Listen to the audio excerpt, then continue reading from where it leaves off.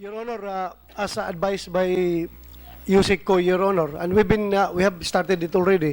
We will form a very strong counterintelligence unit within the PNP, Your Honor, to monitor all the airing and skalawag policemen, Your Honor.